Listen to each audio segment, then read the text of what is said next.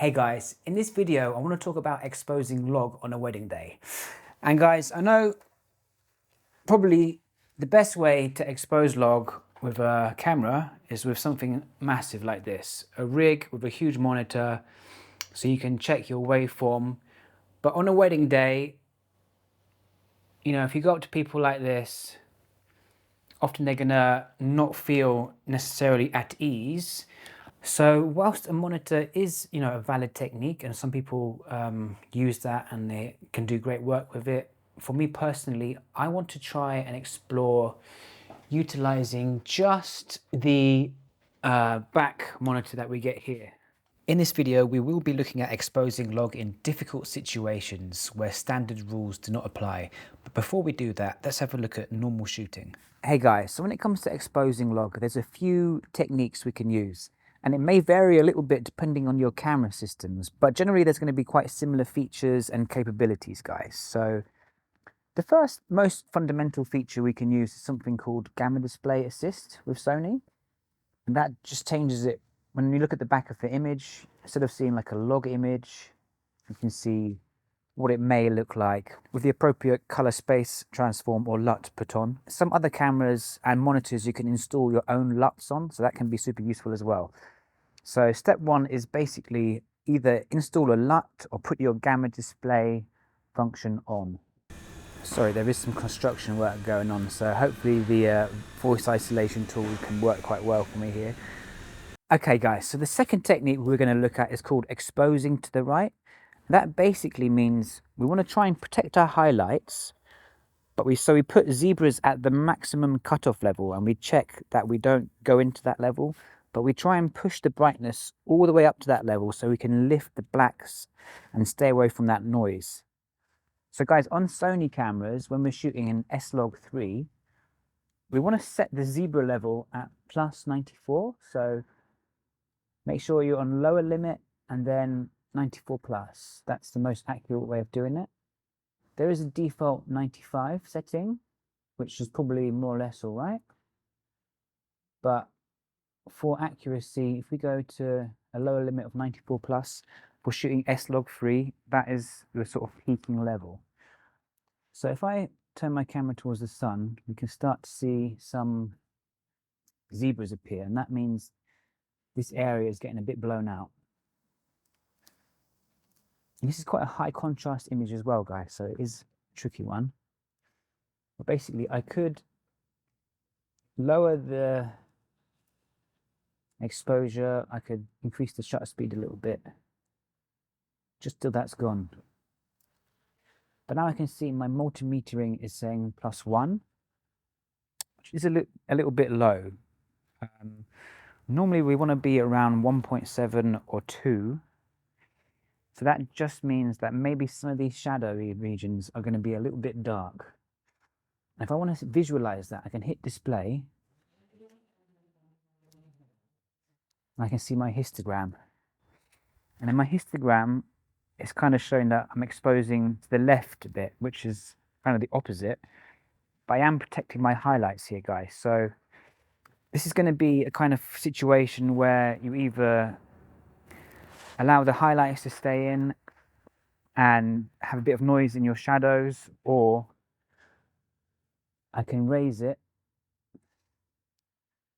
I can drop the exposure down to +50. And I can protect my shadows and let the sky blow out a little bit. And you see that little peaking bar there? That means I'm losing some detail in the highlights there. So I would probably try, if I had the option, I'd probably try and point the camera away from that super bright area to try and protect as much of the sky as possible. But obviously that's not always going to be an option, guys. So that's exposing to the right. A more simpler way could be just to use the multi-metering mode and just look at that and go for either +1.7 or +2. So if I was going to go for +2 here, I'd have to open my ND up a little bit. And at +2, here I am losing a bit of sky. I can tell with my zebras. But guys, I want to try something where I'm going to point at the sky.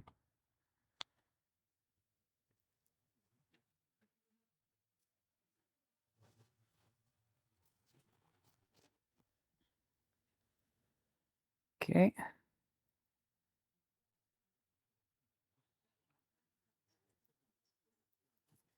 So see, we are now flashing +2. If I put it down until the zebras are gone. So in this situation, I can see there's a lot of brightness in the image. The multimetering is displaying a flashing +2, which means the camera thinks it's over 2 stops exposed. But there's no zebras, so I know actually, even though it's saying +2, I've not lost any details. And in this case, if I pulled it down more until 2, still flashing +2, there's 1.7. So now 1.7, how is it looking, guys? Have I lost a bit too much shadow in the trees? Or is it coming out well? Basically, the question is, do we prefer the +2 or do we prefer the zebra warning? This is when the first zebra warning comes in. So I get the zebras off. I would still be flashing +2 here. I've got a feeling that could be quite a good image as well.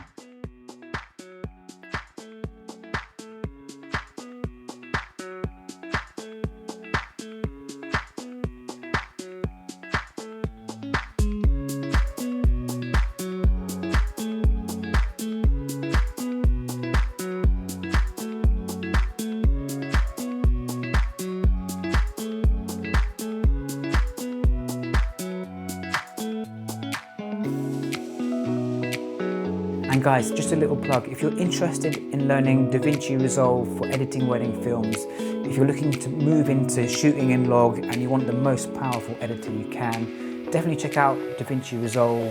I've got a course on editing, it's at resolveweddings.com. There's a link in the description to that site, so if you check it out, I'll be really grateful.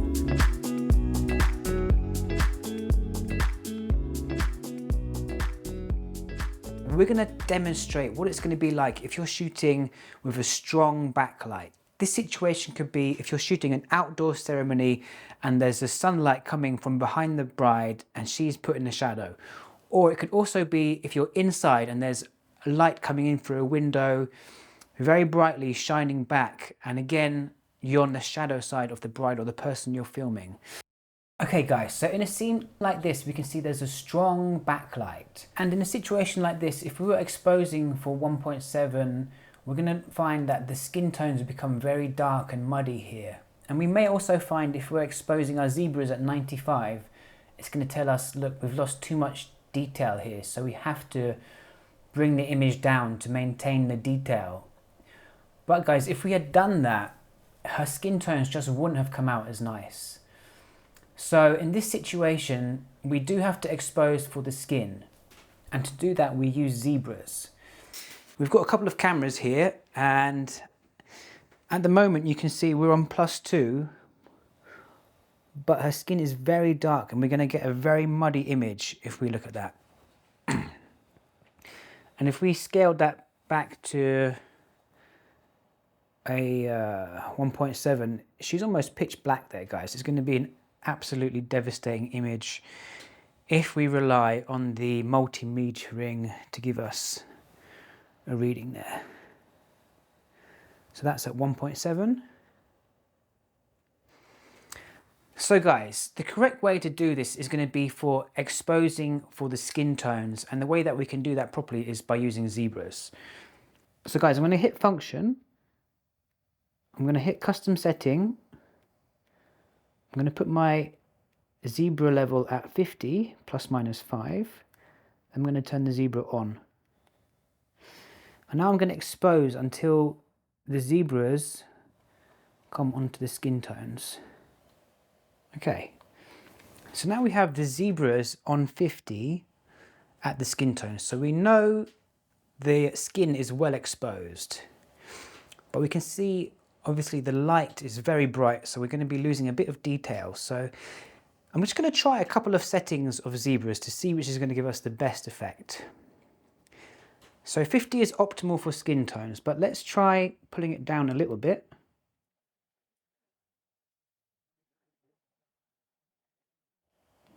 Try down to 40, and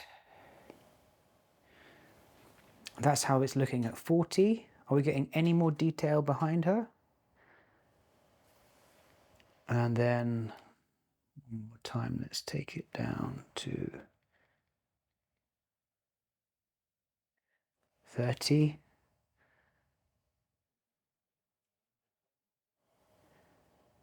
How are the skin tones there? They're probably getting a little bit muddy by this point. And guys, we're still flashing above 2. So if you're using a multi-metering method, your skin tones are going to already be worse than this. All right. Let's try one more sample.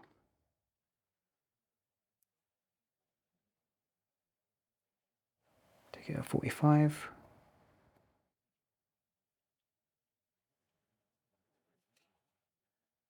There we go.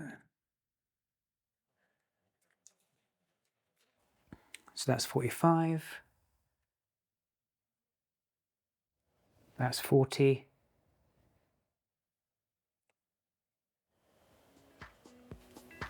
This is at 35. And this is at 30.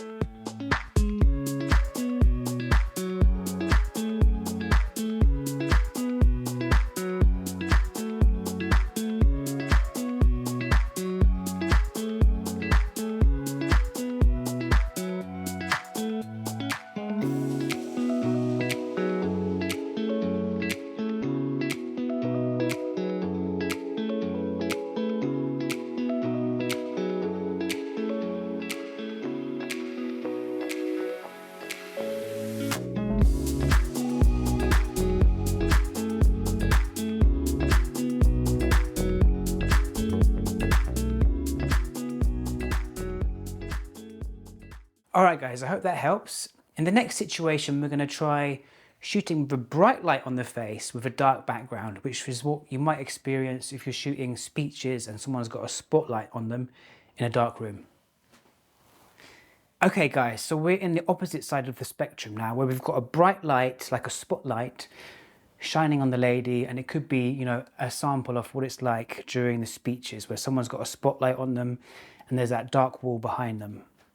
And let's see what we're looking at now. So if we're exposed to +2, like is often recommended, in this situation, her skin is too washed out. So what we have to do here is, again, expose for the skin tones. So let's press function.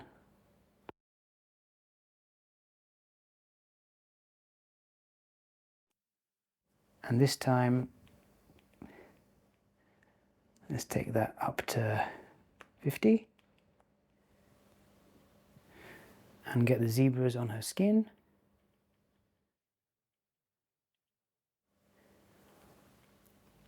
And now that should give us a cleaner image.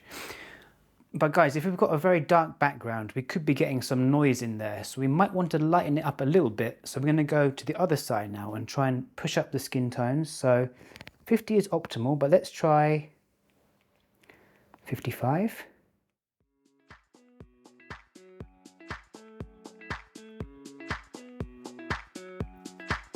And now let's push that up to 60.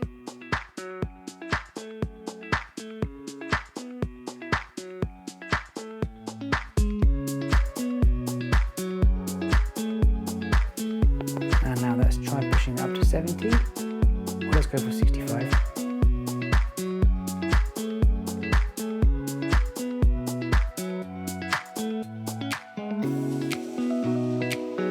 And finally, let's try at 70.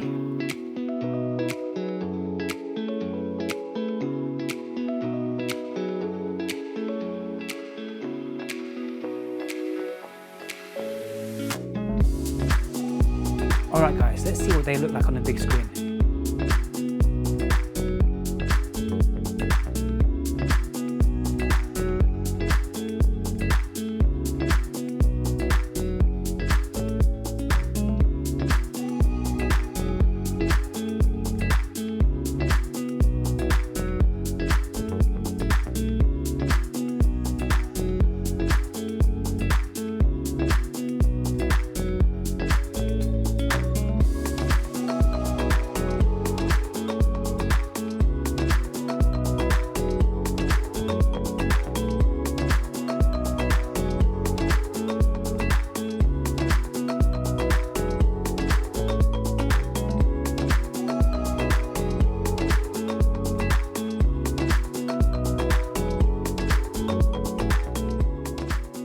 Hey guys, so another thing that we have to keep in mind is our ISOs when we're shooting in log.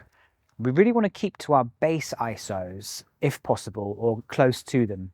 If we start getting too far away from our base ISOs, then we can introduce quite a lot of noise. So I'm just going to demonstrate that now. So on the Sony a7S III, the FX3, the ZV-E1, the base ISOs are 640 and 12800. So check those out for your camera if you're using something different. I know for the a7 IV it's 800 and 3200. So basically, look, when we're shooting at our base ISO of 640, we should be getting a nice clean image. I'm going to keep the exposure value at +2. So then let's increase the ISO up to 1250. And let's keep that exposure at +2.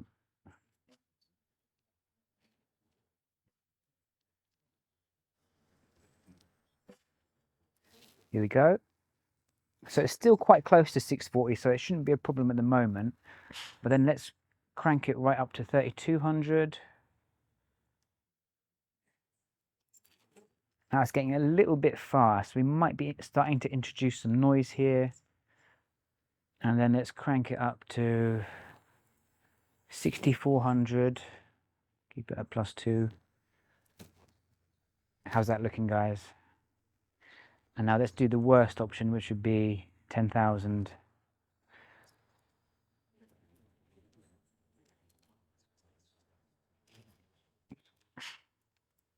Here we are at +2 at 10,000. So that should be pretty noisy, guys.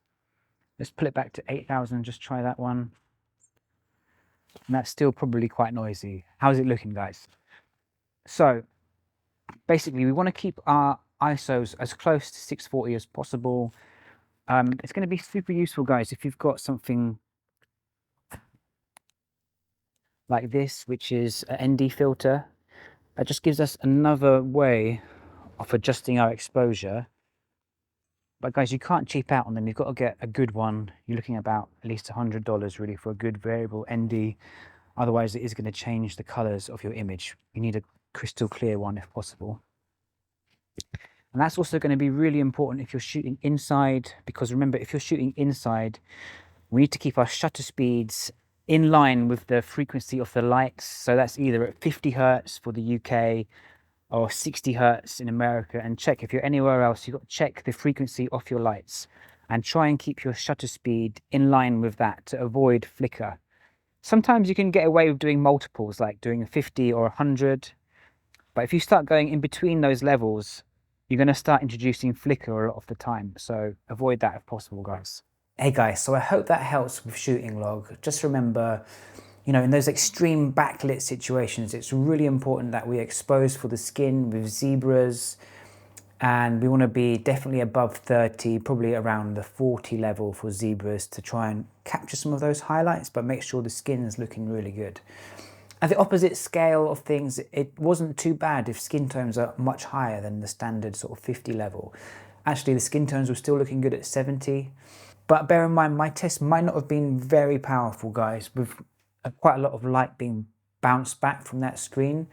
So if you had a truly dark region behind someone, definitely still expose for the skin tones. Don't use the multimetering, because you could blow out the skin tones in an extreme situation. I'd probably recommend in those sort of situations, expose the skin around 70 and save some of those dark regions from going too noisy. Otherwise, most of the time, we want to be exposing to the right. Keep your zebras at the peaking level, whether it's 94 plus or whatever your camera system is. Keep those zebras on so you can see if you've gone above the maximum level, and just try and nudge it down just below that, and look for those optimum ranges, whether it's plus 1.7 or plus 2. If you've got a little bit of time, you can check your histogram as well to see, even if you are peaking in some of the brightest areas, we don't want to have too much of the footage in the darker areas because we might be losing data in the shadows. So if you have time, do check the histogram as well. But I understand in a run and gun situation like a wedding, normally we haven't got time for that. So normally the way I work is just keep those zebras at 94, go for 1.7 or plus 2 on the multimetering, and then just double check in those extreme situations, especially if it's something like the speeches or ceremony and you've just got one shot that you've got a while to expose and it's going to be like locked in for half an hour or so. So you definitely use those histograms and the skin zebras there just to check. The problem with using skin zebras all day, guys, is it's hard to see what you're filming because the image is sort of distorted too much. So it's only in a few situations like that extreme backlight situation at a ceremony where the skin exposure can come in really useful. Hope that helps, guys. I'll see you in the next video.